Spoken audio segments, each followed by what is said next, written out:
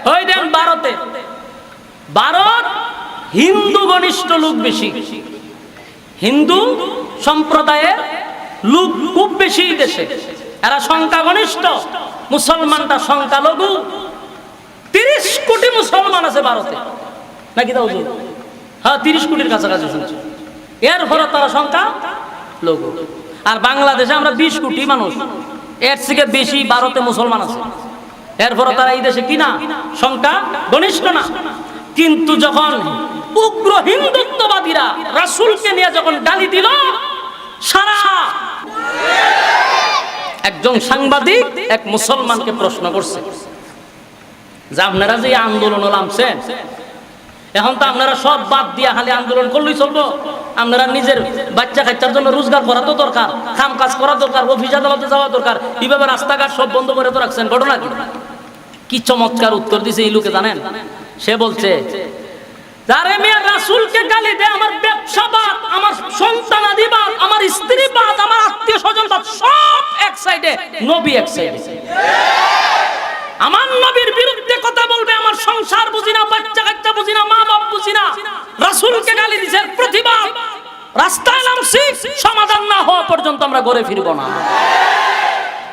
দাদা বাবু, এই মানুষ দিকটা মাথা পুরা হ্যাং হয়ে গেছে। কাহেরা দেখছেন না আপনারা কি পরিমাণ মানুষ? সুবহানাল্লাহ, পুরো একটা শহর ঘেরাও করে নিয়েছে মুসলমান।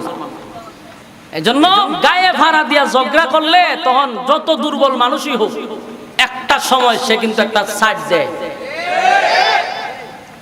কুকুর আর বিড়ালের ঝগড়া দেখছেন? আমি অনেকবার দাঁড়ায় দেখছি। কুকুরটা সাইজে বড়, শক্তি বেশি, তখন ওই সময় বিড়াল দেখলে হে এইভাবে খুব ফেকন দিয়া যায়। তো বিড়াল জানে যে এর সাথে আমি শক্তি দিয়া পারবো না। তো বিড়াল দেখবেন একটু পিছে যাইয়া লেজটারে খুব মোটা করে, আর এমন একটা ভয়ঙ্কর রূপ ধরে বিড়ালে। কুকুর এই রূপ দেখা কুকুরের মাথা নষ্ট, যেটা কি সুরত ধরল। তখন বিড়ালদের কাছে যখন কুকুর আরো আগায়, তখন দেখবে বিড়ালে যখন পিছে আর কিছু নাই, তখনই দেখা যায় হ্যাঁ 2 ফাউতে টাস টাস টাস করে মেরে দেয়। দেখছেন এরকম? আমি নিজে হারিয়ে দেখছি। 2 ফাউ দিয়া যখন কুকুরের নাকে মুখে শুরু, কুকুর আর চোখে মুখে কিছু দেখে না, দেখুন তো দৌড় মারে, শেষে কিন্তু বিড়ালই বিজয় হয়। মুসলমানের যখন ফিট দেয়ালে লেগে যায়, তখন কিন্তু এমন সাইড মারে, তখন আমেরিকার মতো একটা শক্তিশালী দেশও লেজ গুটায়া পালাইতে বাধ্য হয়। বাস্তব না বাস্তব? হ্যাঁ, এটা বাস্তব, চিরবাস্তব। 20 বছর যুদ্ধ করছে আফগানিস্তানের সাথে, শেষে লেজটা গুড়াইয়া বাঁচছে।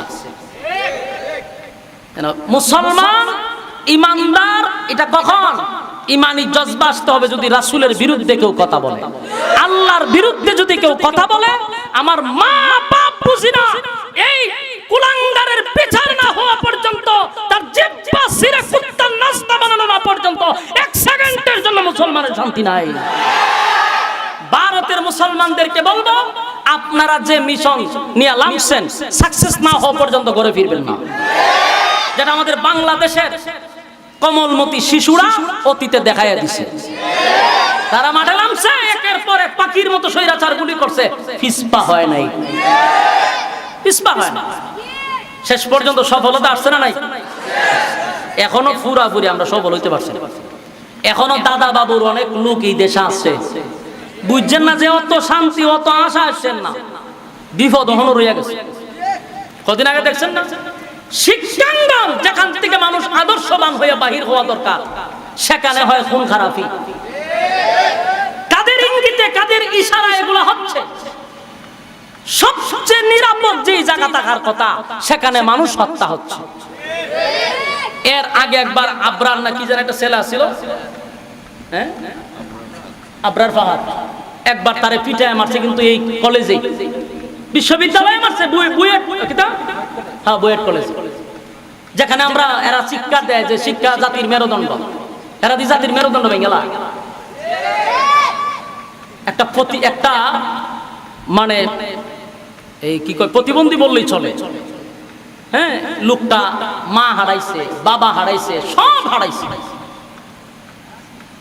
এই লোকটারে ভাত খাওয়ায় আর মারে, খাবার খাওয়ায় আর মারে। চতুষ্পদ জানোয়ারেরও মায়া আছে, কিন্তু এই সমস্ত শিক্ষিত নামের অশিক্ষিত গুলি, শিক্ষিত নামের কুলাঙ্গার গুলির কোনো মায়া দয়া তাদের কলিজায় নাই। আর একটা মানুষে মারবি তো খাওয়াইলি কেন, আর খাওয়াইলি তো মারবি কেন? কতক্ষণ মারে, খাবার খাওয়ার পরে যে খাওয়ান কি স্বাদ হইছে, হেও কয় হ মজ হইছে। ই লোকটারে তোরা কেমনে মারল?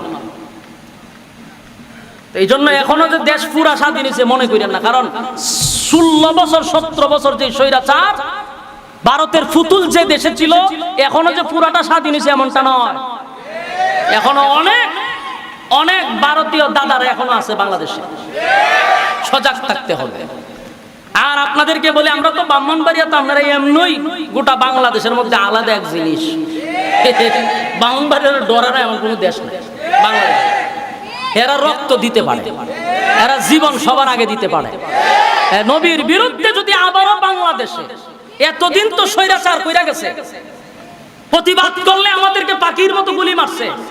নতুন বাংলাদেশে যদি আবার কেউ নবীর বিরুদ্ধে, আল্লাহর বিরুদ্ধে, আলেমদের বিরুদ্ধে কলম ধরার চেষ্টা করে, তাদের অস্তিত্ব থাকবে না বাংলার জমিনে। এটা খুব জোরালো ভাবে বলতে চাই। আর প্রতিবাদ করা দরকার, কোনো চান নাই এই ব্যাপারে। আমার বাপরে গালি দে সহ্য করব, মারা গালি দে সহ্য করব, রাসূলকে নিয়ে গালি দিলে সহ্য করার ক্ষমতা আল্লাহ আমাদেরকে দেয় নাই।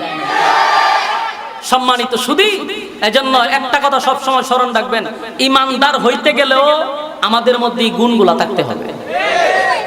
আপনি 5 ওয়াক্ত নামাজ পড়েন, আপনার মাথার পাগড়িও আছে, আপনার হাতে একটা তসবিহ আছে, আপনি মক্কায় গিয়ে হজ করেছেন, সব ঠিকঠাক আছে। রাসূলের গালি দিয়েছে, আপনার শরীরে কোনো হিটই হইল না, আপনার শরীরে কোনো হিটই আসলো না, আপনার খুব আসলো না, আপনি কিসের ইমানদার? হ্যাঁ, আপনি বছরে একবার মাথাতে একটা পাগড়ি লাগাইয়া আর আপনি মিছিল লইয়া বাইরে গেলেন, মিছিল শেষ জিলাপি খাই আপনি ঘুমাইলেন, 1 বছর পর আপনার ইমান জাগ্রত হয়। এই বন্ডামি বাংলাদেশের মানুষ আস্তে আস্তে সব বুঝতেছে। এর ভিতরে সারা বছর নবীরে গালি দিলে কোনো ধরনের প্রতিবাদ নাই। প্রতিবাদ দিল কেন? নবীর আগমনে বাধা দিছে। বাস্তব না বাস্তব?